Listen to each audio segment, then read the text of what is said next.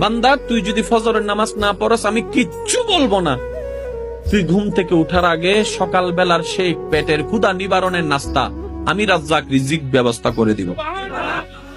আমি আমার যা দায়িত্ব সব পালন করব। তুই নামাজ পড়লেও করব, না পড়লেও করব।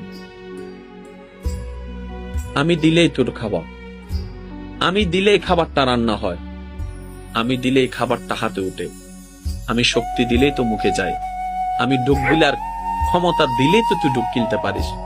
ওই খাবারটা পেটে গিয়ে আমি আল্লাহ হজম করাইলে তো হজম হয়, না হয়তো বদ হজম হয়ে সারা দিনের কান্না হয়ে যায়। আমি আল্লাহ স্রষ্টা হিসেবে যা করার সব করব।